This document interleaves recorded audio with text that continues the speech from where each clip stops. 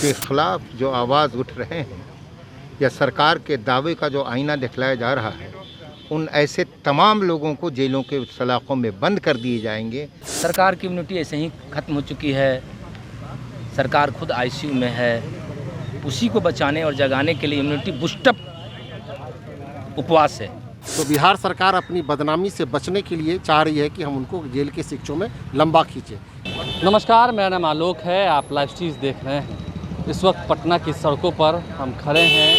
पप्पू यादव जन अधिकार पार्टी के सुप्रीमो, जिन्हें गिरफ्तार कर लिया गया था, उनकी गिरफ्तारी के खिलाफ सामूहिक उपवास किया जा रहा है। जितने भी जन अधिकार पार्टी के नेता हैं, सीनियर नेता हैं, प्रदेश अध्यक्ष हैं, तमाम लोग बैठे हुए हैं। जितना छात्र हैं, युवा हैं, वो सभी इस पटना की सड़क पर देखिए किस तरह से इस वक्त हम बुद्ध मार्ग में खड़े हैं और बुद्ध मार्ग के ठीक सामने जो ये फुटपाथ बना हुआ है, या कह सकें वॉकिंग पाथ है, इस पर पप्पू यादव को लेकर के आप लोग उपवास पर बैठ गए हैं। लॉकडाउन का समय है, क्या ऐसी वजह हुई कि फिर से उतरना पड़ा? देखिए, आज इतिहास का, तवारीख का एक बहुत बड़ा दिन है, जिस दिन संपूर्ण क्रांति दिवस की, संपूर्ण क्रांति की घोषणा जयप्रकाश नारायण ने की थी, लोकनायक जयप्रकाश नारायण, और पूरे हिंदुस्तान हिल गया था। और हिंदुस्तान हिला ही नहीं, हिंदुस्तान में परिवर्तन हुआ, केवल सत्ता का परिवर्तन हुआ, लेकिन जो आगे आगे परिवर्तन होना था उसके लिए शिक्षा और स्वास्थ्य उनका मूल विषय था। भ्रष्टाचार और महंगाई,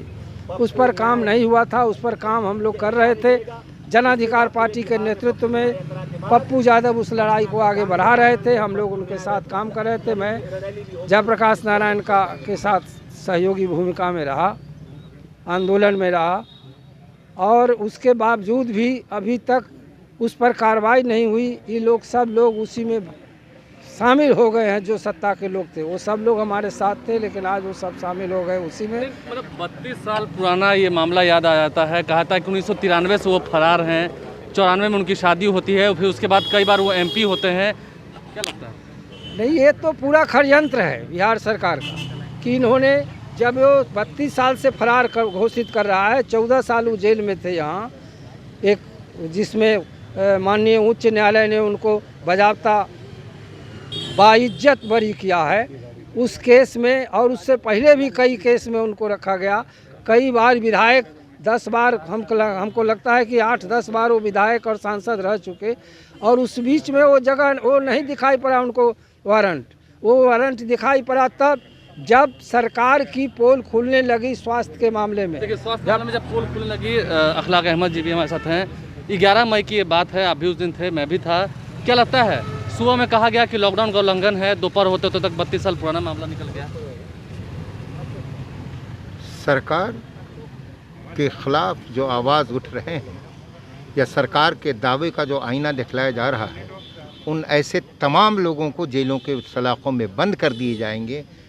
ये लोकतंत्र की हत्या की जा रही है। आप कह रहे हैं कि बंद कर दिए जाएंगे, मतलब आगे भी होगा? जी, आगे भी अभी चल रहा है। विनोद दुआ को देखा नहीं, सोशल मीडिया पर पिछले 11 में एक छोटे से जगह पर केस किया गया और सुप्रीम कोर्ट ने कहा कि ये संवैधानिक हक है।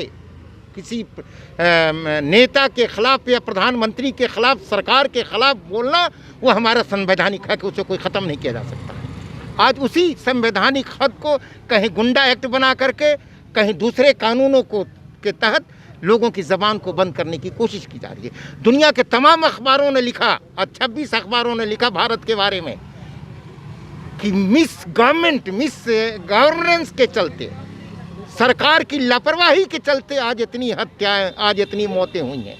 आज उसको छुपाने के लिए सरकार अपना इमेज को डेवलप कर रही है, अपने इमेज को ठीक करने में लगी हुई है, और दूसरा कोई रास्ता नहीं। देखिए, दूसरा कोई रास्ता नहीं है। प्रेमचंद सिंह हैं।